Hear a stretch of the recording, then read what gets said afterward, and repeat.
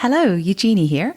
So today we speak with Luke Norland. He is an innovative UK homeopath and international teacher who is totally immersed in the homeopathic way of life since before he was born, growing up with the School of Homeopathy, which was founded by his father, Misha Norland, in 1981. He is also the author of Animalia and Thematic Repertory, and he has also edited several provings, including Choleopus didactylus. And I have probably completely murdered that name, but basically it is a remedy made from the two-toed sloth. And you'll find out a bit more about what a proving is in this episode. So Luke first studied classical music in London, but his career path eventually brought him back to his roots in the healing arts. He is particularly interested in the active listening role a homeopath has, and he likes to provide a space for people to really tell their truth and explore themselves free from any prejudice. So since he completed his diploma in holistic massage in 2010, Luke then went on to train in sports and Thai massage, and he has been treating patients for a variety of health conditions for over 10 years. Luke has also played the French horn since the age of 10, and he sees music as having many parallels with the healing arts, most notably the sensitivity and awareness to tune in, the ability to learn and perfect techniques, recognize patterns, and to maintain professional performance standards. His experience working as a chef has given him an enthusiasm for understanding nutrition and the importance of digestion in maintaining health, while his work as a massage therapist gives him excellent grounding in all kinds of musculoskeletal complaints. You really couldn't ask for a more well-rounded skill set in any practitioner. And as a side note, he's also a lovely person. He has helped me so much in the last couple of years when I get stuck with our computer repertory, which is what we use to find our symptoms in. And he's so generous. I notice in our international online groups, he's always helping everyone out with finding remedies. He really has a great skill for that. He's also a lovely person because I messed up our time zones and I was an hour late for our appointments thinking that I was totally on time. And poor Luke had another appointment to rush off to, but he still managed to take the time out of his day to speak with me. So if the interview sounds a bit rushed, it's because poor Luke had to rush off. And, we're definitely going to have to do round 2 at some stage, Luke, because you have so much to offer to the world and so lovely to listen to you. Thank you so much. And I hope you all enjoy this episode. Welcome to the Homeopathy Hangout podcast, where we discuss all things homeopathy from around the world. And now, your host, Eugenie Kruger. Hello, everyone, and a very warm welcome to Homeopathy Hangouts. Today, we are hanging out with homeopath Luke Norland, all the way from the UK. Welcome, Luke. Hi, thank you for having me. It's a pleasure. So I think most of us in the homeopathy world will know how you were introduced to homeopathy. But for those listeners from the general public that's listening to this podcast, can you tell us how you first discovered homeopathy? Sure. Yeah, so I guess it's quite a different route to a lot of people because, you talk to people about how they got into homeopathy and often they tried everything else and then they tried homeopathy for an ailment that wouldn't go away. And then they were so, impressed that they were taken to the path of learning homeopathy too. So we have an acronym for that. It's called TEETH. Tried everything else, try homeopathy. I've never heard that one before. Yeah. You see a lot of that. I'm sure you do too. Yeah, definitely. But I was born into it, essentially. My dad is a homeopath. Mm-hmm. He's kind of retired now. He still has his old patients, but he's not seeing new patients anymore. Mm-hmm. So he's like Obi-Wan Kenobi. And I suppose he introduced me to homeopathy from a young age. And, I didn't know really what it was to go to the doctors because I didn't go until, well, I obviously did go, but I couldn't remember because I was too young. I only went to the hospital when I, dislocated my elbow and I really needed them then. But apart from that, my dad treated me homeopathically. And I had a lot of warts as a kid. I had warts all over my thumb and on my eyelids. And it took him a while because it's not so easy treating people, But eventually pulsatilla cured all the warts. I say cured, my body cured the warts, but it needed the introduction of a remedy. So I always had homeopathy. And at school, people were like, what does your dad do? And it's like, oh, he's a homeopath. And they're like, what's that, mate? Is that a gay serial killer or something? Homeopsychopath? What's that? Because, that's the Devon accent. I suppose you might know of it from Lord of the Rings. right? Yeah, yeah. Well, I actually always laugh Yeah. because Laurel Triton's movie Just One Drop, they ask people on the street what homeopathy is. And then one guy says, homeopathy is when you touch yourself in weird places. Yeah, it's seriously misunderstood, right? Yeah, absolutely. Yeah. Yeah. So the School of Homeopathy that your dad started, I mean, were you even born when he had started that? Yeah. So he basically studied in London. So he was basically like a movie director before that. But he did a lot of editing and a bit of directing, and he was involved in filming of like the first Glastonbury Festival and stuff like that. So he basically, when he started his career, he just sort of walked down to Soho in London and asked for a job until he got one, and then worked his way up in the film industry. He was a single parent of my oldest brother, Manny, at the time. And so he couldn't really carry on working. And then he got into like a homeopathy study group. And in London at that time, it was two druids. One was the chief druid of the UK, Thomas Morn, and he held a group in South London. And then his sort of colleague, John de Monte, held the group in North London. And that's where my dad went and learned a lot about sort of psychology and homeopathy, because John de Monte was kind of like a polymath, really. He had interests in lots of different areas, not just homeopathy. So that was Misha's introduction. And then when John de Monte sadly passed away, Misha kind of just carried on running his group. And then they moved to Devon, and he got an invitation to teach a group in Tiverton. And I think they were doing like maybe Chinese medicine or something like that. And they wanted some training in homeopathy. And then that grew to starting the school, and they moved to the house where the school used to be run from when I was 2. Oh, wow. Now, you didn't go straight to homeopathy. You had a bit of a detour. Can you tell us about that? Sure. Yeah. I mean, you know what it's like when you're a teenager. You don't really think about what your parents do. Although we did have some like fantastic opportunities. When I was 11, we went to New Zealand for like 2 months, and my dad was teaching at that time. So I basically was really into music and wanted to be a classical musician. I was sort of quite set on that from a young age. And so I went to London to music college and explored that. But even after 1 year, I was pretty like disenchanted with it, and ended up like transferring from like on the classical course playing the French horn to going to the basement and just doing electronic music, because I just wasn't feeling it. But I finished that course and I got really into the electronic music scene, and throughout my 20s was doing that and doing various things like chefing and massage therapy to sort of support the kind of impoverished musician's lifestyle. So you were a real musician then. Yeah, exactly. Yeah. And that was great. But there came a point, I suppose, once I'd done a couple of different massage courses, I thought, right, what's next? I like working in this way, and I wanted to sort of work in the healing arts, and I was looking at acupuncture courses, and because I was interested in the meridians and the sort of element theory side of it.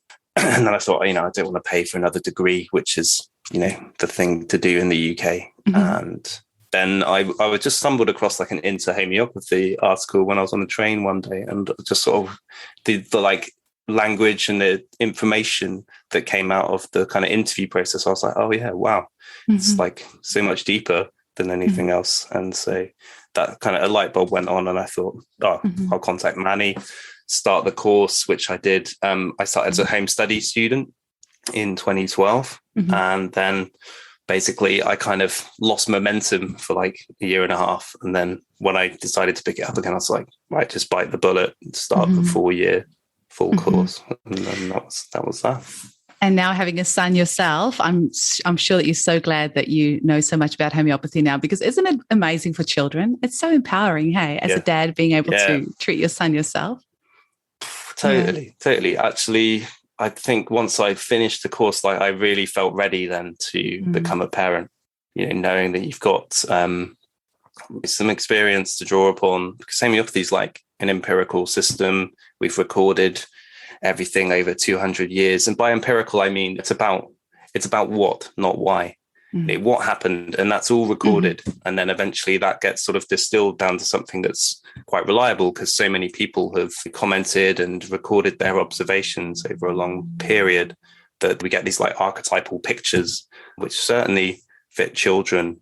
So you see characteristics or certain types of flu or cold or fever, and so we have really sort of precise indications to prescribe on for children. So, absolutely. And I know you've just gone through the whole sleeping regression, and you've gone through some teething and everything else. I'm sure your prescribing skills have had a good practice the past year. A good practice, and also for mum as well. Absolutely. And delivering baby. Yeah, there was definitely a story there. Yes. You're welcome to share if you like. Sure. There were a few things with the pregnancy when it came to Braxton Hicks. I came across like a rubric in Thematic Repertory, which was irritable uterus, which we sort of figured out from reading, and it's not something I'd ever knew about. But it was a very small rubric, and so you could just choose between maybe one of 12 different remedies, and the one that really helped with that was Lilium tigrinum. Oh. Really helped ease off the Braxton Hicks because they were just solid and quite a few weeks before he was due. Oh, so wow. That really helped to tone that down. And then we used its mistletoe. I forget the name of it, the Latin name now, but that helped to sort of bring on the contractions, which took a while to get going. And then during the delivery itself, Colophilum, which is a very well-known remedy for delivery. That I use that 10 as well. potency of that, it was just instant. And then the midwives were like, "Oh wow, look at that." It meant we avoided the synthetic hormone drip. Absolutely. Yeah, which was great. And you yourself gave birth to a baby this year of the hardcover kind. Can you tell us? You've got a copy there. Yes.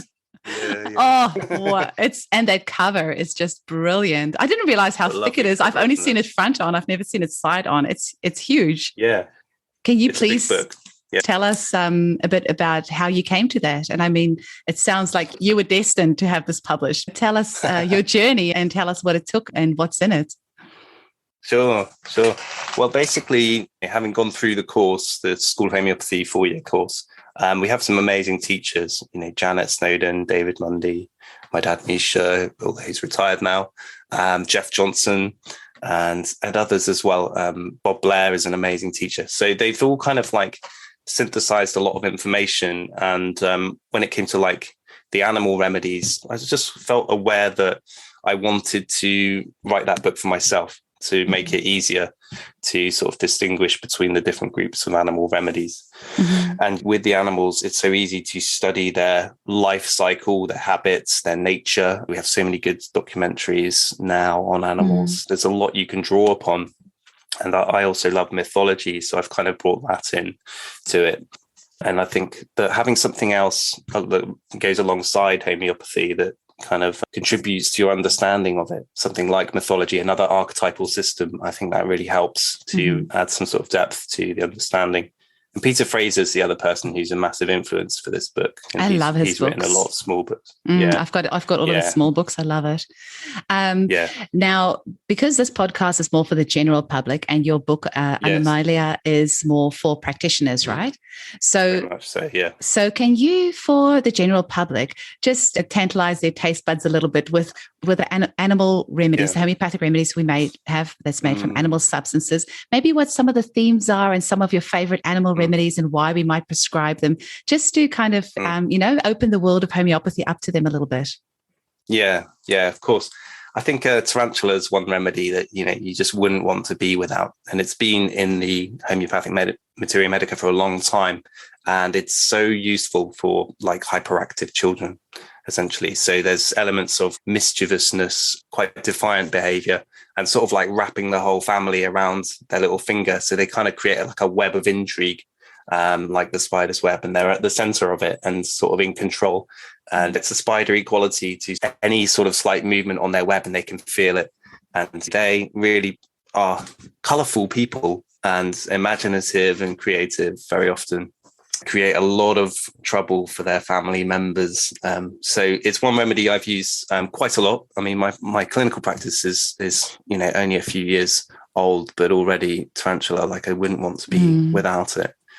Yeah. Mm-hmm. I had an 8-year-old boy and he was playing like AC/DC and Def Leppard and all that. That was all he wanted to do, was play all this hard rock like music on his guitar. And he did so well on Tarantula. So when you said that now, I was like, oh yeah, I have a good Tarantula case too. Sorry, please continue. Yeah. Music's a big theme for the spiders. And you can see when you watch documentaries that, they have these like dancing mating rituals, don't they? And the tarantula has a kind of whole mythology of the tarantella dance that women, I think they were kind of suppressed by Catholicism. And so there was this sort of myth perpetuated that every year, those that had been bitten by a tarantula had to do this dance, this expressive kind of sensual dance that would but actually I think it was just about breaking free from suppression. And that's the kind of spider quality, really, especially tarantula. Yeah. Any others? What others have you got in your book? Well, there's so basically it's got spiders, insects, snakes, sea animals, mammals, and birds, essentially. Those are the kind of 6 main groups that we use in homeopathy. And the animals aren't harmed to create the remedies. Usually it just takes, like with the mammals, often it's the milk or the hair. And with a bird, it will just be the feather. So anything that has the DNA of the animal. A very different kind of animal that we did a proving of at the school a couple of years ago is the two-toed sloth. So it's a very different picture to tarantula. And we got the sample from my brother who lives in Costa Rica and his friend who's a vet. There was a sloth who got electrocuted, and this happens quite a lot there. And then they look after them and then put them back in the wild. But they're obviously a much more slower paced kind of individual. And there was one breeder who got profoundly affected by it. It brought on, so provings have a deep effect on you if you're sensitive to that substance. Otherwise, they're usually quite subtle. But this person, it kind of brought back, if you have like certain tendencies, like she had a tendency to depression, it really brought it back. And this feeling of self-loathing, which can be quite prominent in animal remedies. And in the mammal remedies, the social group is really important. And, for people who feel like they're being judged all the time or criticized or put down by others, that can be an indication for potentially like a mammal remedy. And with the sloth, it's very sort of sluggish and lethargic, and maybe they feel like they smell bad or, that others are judging them harshly. And, the kind of polarity point to it is to speak up for others who are in that position. And that you might see somebody like that. It's a very new remedy. And we were lucky that 2 homeopaths in our sort of network had actually prescribed it recently. So at the time the proving came out, there were 2 people who had sloth cases, and they were published in the Homeopath's Journal in the UK. Wow. So that was really interesting. Yeah. Can you quickly give our listeners a rundown on what a proving is? Because I don't think we've covered that in any of our episodes. And because it's for the general public, they probably won't know. Yeah. Well, basically, it leads on to Hahnemann because he is the person who invented a proving. And he kind of did it by chance, really. He was working in the UK as a translator for like medical texts because he got so disenchanted with working as a medic at the time. Basically, they were doing things like giving mercury, bloodletting, using leeches.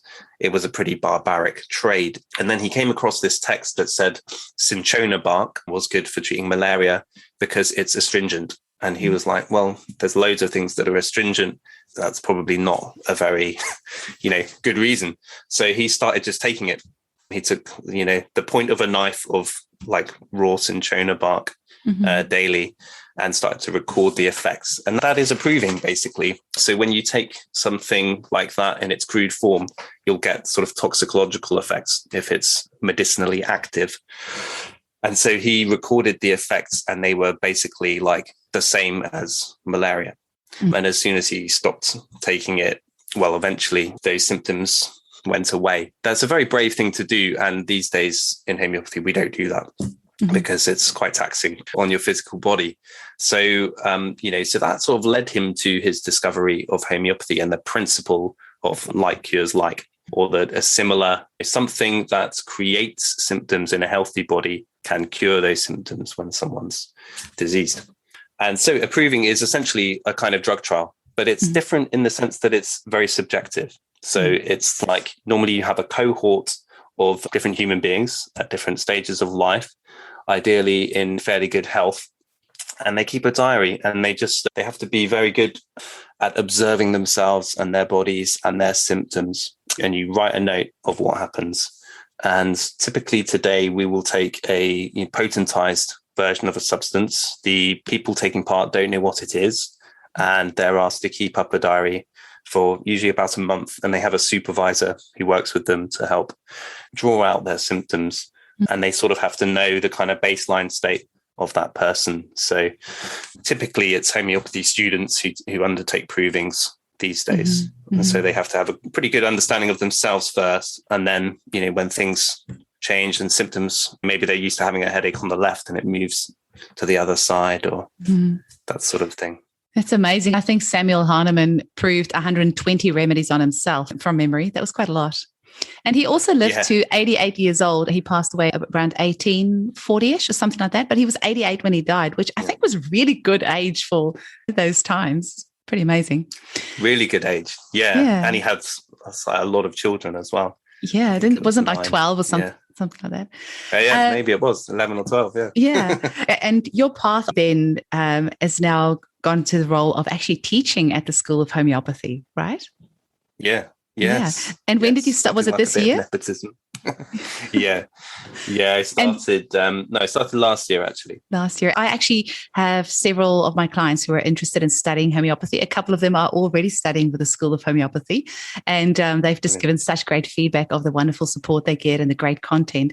But for those listeners interested in maybe studying homeopathy or wondering what you can study when you're going down this path, what sort of things are you teaching and what can people look forward to studying with you?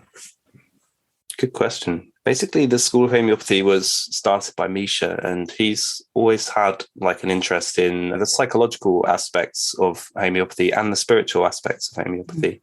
So it's quite a sort of probing kind of course, and the content and the sort of discussions that you have at a philosophical level run quite deep.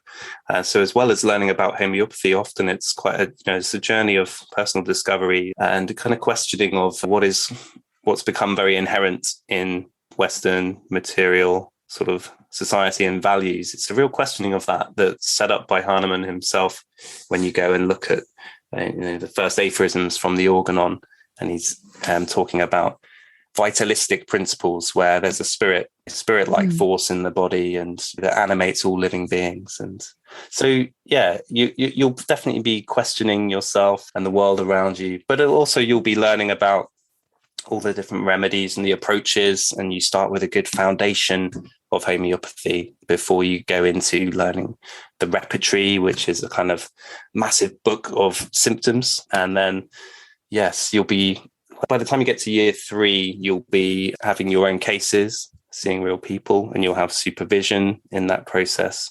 And pretty much everyone will go to a summer school as well to get like live, see a homeopath working live as well. So even if you're doing the home study course, it's an amazing way of connecting you in to our network, which is really big. And I mostly teach year 1 on the attendance course. So introduction to Hahnemann and the basic principles and the repertory and materia medica of the kind of archetypal remedies like sulfur, calcarea carbonica, silica, lycopodium. So the remedies that you'll read about in sort of introductory books to homeopathy as well.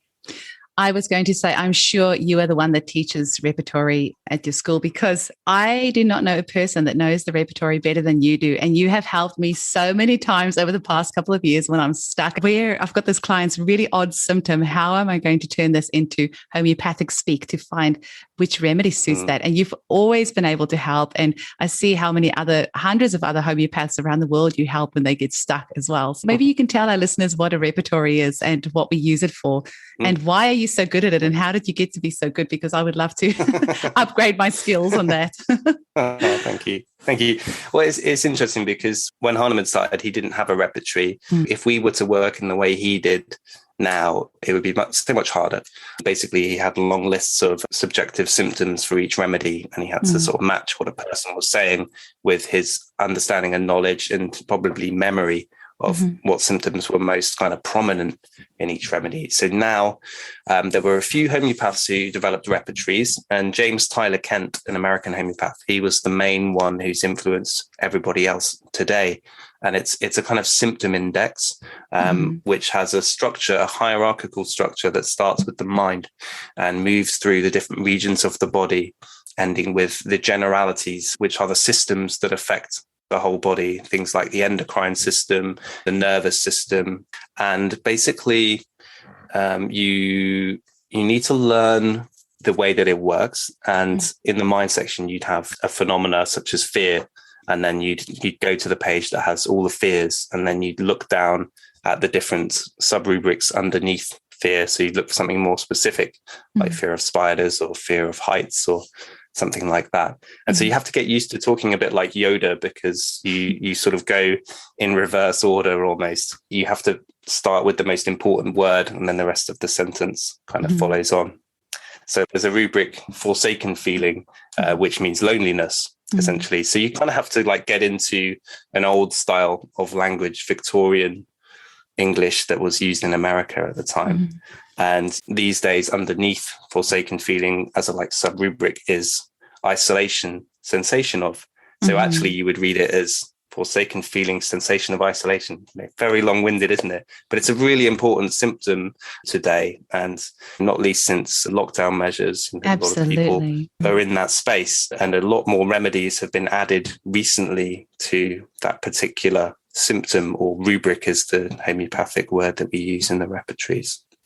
So yeah, you have to get used to speaking like Yoda, and you have to be sort of a bit of a geek. It's an interesting thing because it's a scientific type document, very ordered, very systematic, but it's also incredibly like random and subjective. And that just reflects what human beings are. You know, we're not really logical and precise. We're random and chaotic, and everyone's different. And that's the sort of beauty of homeopathy. It accepts that we're all different.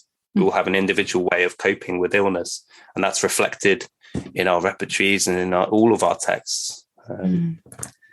Absolutely. People always say, oh, you know, I'm going to sound really silly saying this, or I don't know if I should say this, or things like that. And I always say, there's nothing you can tell me that is too weird or that will be shocking, because our repertory has some amazing symptoms in it. And my favorite is feels that he's been commanded by a mushroom to fall on a sword and kill himself. So I always say, if somebody walks in my clinic and say, look, this sounds really weird, but every time I open the fridge drawer and I see a mushroom, I feel like it wants me to fall on a sword and kill myself. So I'm still waiting for a client to come in and tell me that, because the remedy agaricus is really good for that. I say this to my clients because I want them to know that it doesn't matter what they say to me. It's not going to sound weird.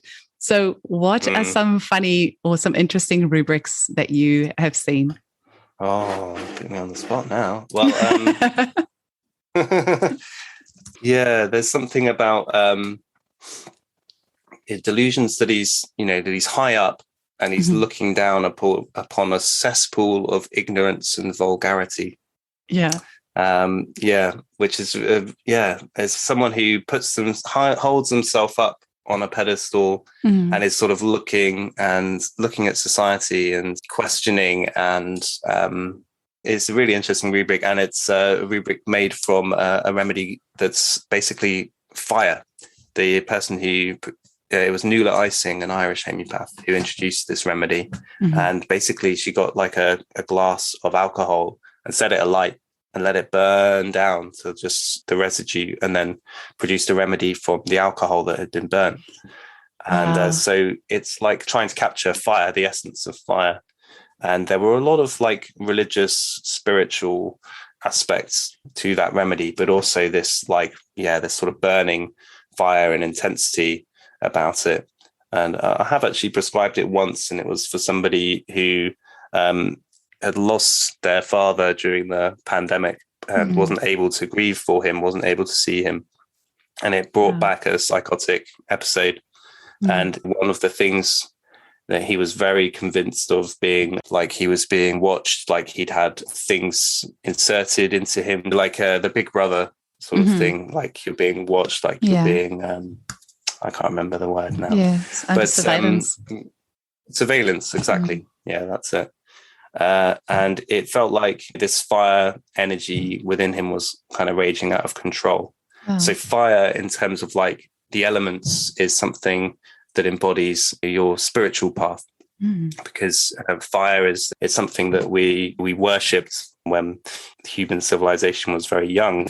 Since forever, we've worshipped the sun and fire, and it's this quality of heat and light and sort of purpose. And this was all kind of out of control for this particular person at that time.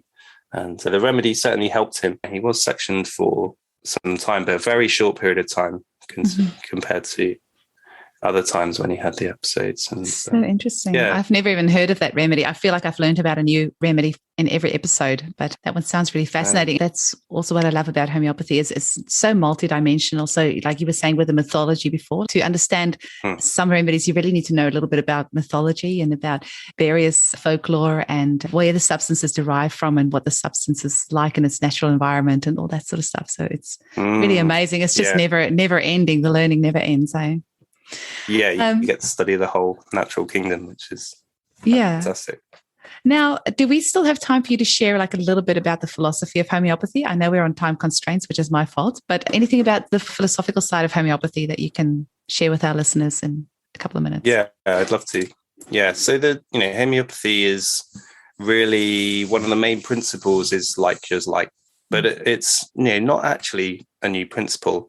And whilst it might seem counterintuitive to lots of us, it's also well established in conventional medicine.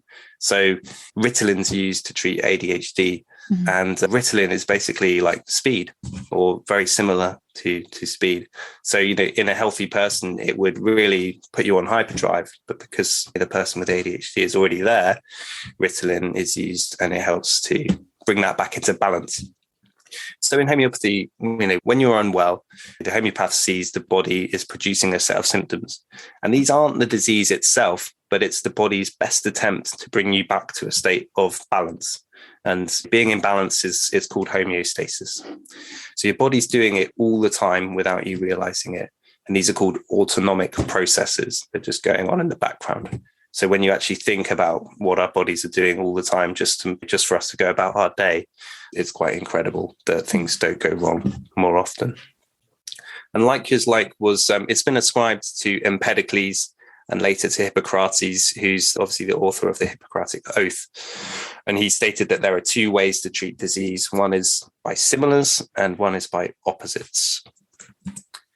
So when you treat with the like cures like principle, the aim is to improve your overall health by, accepting that your body has a design brief, which is self-healing. Essentially, it knows what to do in a lot of cases to heal itself. Whereas using something that has an opposite effect, it's taking over what your body should be doing and doing it by itself. So it has a sort of chemical action, and it takes over. And that essentially masks the symptoms for a time. And then you come back and you take more of the medicine, perhaps a stronger dose. And then quite often you get side effects. Now, side effects is a funny term because the body has no way of like delineating what is a symptom and what is a side effect. They're just more symptoms, essentially. Okay. Basically it can get you out of a sticky situation in the short term. But in the long term, you're just imposing what Hahnemann calls a medicinal disease, which nowadays is called iatrogenesis. And that's where the medicine is so powerful that it's making the body produce more symptoms, i.e. side effects. So, what happens with homeopathy? Basically, it seems like when you take the, everyone, well, not everyone, but a lot of people have taken arnica when they have a bruise, or apis when they've been stung by an insect. Apis is bee venom, by the way. So when there's like hot swelling, you can take apis in potency, and that helps the body to express the symptoms more effectively. So sometimes you get a little intensification of your symptoms, and then you get a resolution rather than just being stuck in that symptom pattern. It basically, by taking homeopathy, it gives the body a chance to sort of fully express the symptoms that it's been struggling with. And remember, the symptoms aren't the disease, they're the expression of the body trying to heal itself. And because the remedies prescribed, especially in like chronic treatment, the remedies prescribed based on your individuality. So that means you don't necessarily need a large dose. And in fact, because the remedies are often, they would be poisonous in a large dose, that's really not advisable. So you can see a similar phenomena working with allergies. If someone has a peanut allergy, they're very susceptible to peanuts. So only a trace amount, could even be just the smell could trigger anaphylaxis. Yeah, so that's susceptibility. So a large dose, like we have in conventional drug therapy, works by just removing, or does it remove symptoms? It provides quick and temporary relief. And when its action is ended, as I said, you have to take larger doses. So you get short-term gains. With the similar remedy, you're very sensitive to it. You're highly sensitized, and that's why you don't need such a strong dose. In fact, you only need a small dose. And we can also compare the two systems. And when you look at the two side by side, you can, it's an interest. I probably don't have time to actually look at them both, but essentially if we look at the main differences between conventional medicine and homeopathy, in conventional medicine, the drug does the work, not the body. Whereas in homeopathy, the body is stimulated to act by itself. So it supports what your body wants to be doing. Conventional medicine is actually really expensive. It's only in the UK, we have the NHS, so it's all subsidized and you don't really have to pay.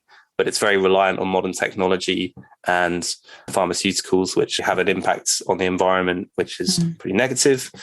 Homeopathy is very cheap. It's popular in Cuba, where they treated an outbreak of leptospirosis with homeopathy because they can't afford pharmaceuticals, and India's pretty similar. So they'll use homeopathy a lot more. Conventional medicine is very objective. It's fact-based. It's like, you've got this, we've made this diagnosis, you need this medicine. Homeopathy is much more subjective. It's like, you got this, you had this set of experiences which led to this sort of downturn in health, and you experience it in this way. And the homeopath's trained to draw out all of the unique qualities that characterize your way of experiencing your disease. So in this way, even just the consultation process is quite transformative, because someone's just there listening to you in a really unprejudiced manner, helping draw out your story and your version of events, and not questioning it, not trying to fit you into a box to say this is your diagnosis, etc. That's not really relevant. So, massively different. And it's also very holistic. It accepts that the mind and body are connected and are actually one, rather than being reductionist. It's saying, no, it's just your liver that's diseased. It needs this drug and then you'll be fine. Which is, if we actually stop and think about it, is kind of bonkers, isn't it? To say it's only the liver. You live in a body which is a whole system, and everything has, interplays with one another. Absolutely. And if I know we're running short of time, but another interesting way to look at it is to think, it's quite easy to think of something that's similar to something else. Like if I were to ask you what's similar to a lemon, you could say citrus fruits, things that are acidic, etc. But what's opposite of a lemon?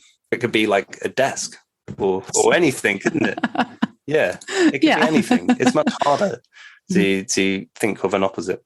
So basically, individualizing is a really key word as well. Individualized treatment is one of the things that I think really characterizes homeopathy. There aren't many other sort of disciplines that really go to that same level of trying to understand like who you are and why it was that you became sick. And Hahnemann, again, was like one of the first people to actually explore the concept of chronic disease. He was able to see that people who had acute disease bounced back quickly after treatment. People with chronic disease just kept getting sick. And there aren't many other systems that really are looking to find a solution to chronic ill health. So I think that's why a lot of people try everything else and then try homeopathy eventually. I've never heard that teeth acronym before. I'm so using that one. So, Luke, where can people get hold of you and find out more about what you do? And for the homeopaths out there, how can they purchase your book? Sure. My email's info@lukenorland.co.uk. Very easy. So yeah, please do email if you want to get in touch. The book you can buy from Saltire, the publishers, or from Amazon. And there are a couple of other, I think it's mostly UK booksellers at the moment that have it. But yes, Saltire is SALTIRE. We'll definitely link that in the notes as well. Thanks. Yeah, it was amazing that they gave me the chance as a sort of first time author to work with them. And I met them a few times when I was working with Radar Opus in various conferences. And they're also a family business based up in Glasgow. And really nice folk. So I was super happy to work with them. Thank you so much for your time. I really appreciate it. And I'm looking forward to chatting again sometime soon. Lovely. And thanks for putting this all together and making all these wonderful podcasts. It's such a pleasure. What a great thing. Thank you.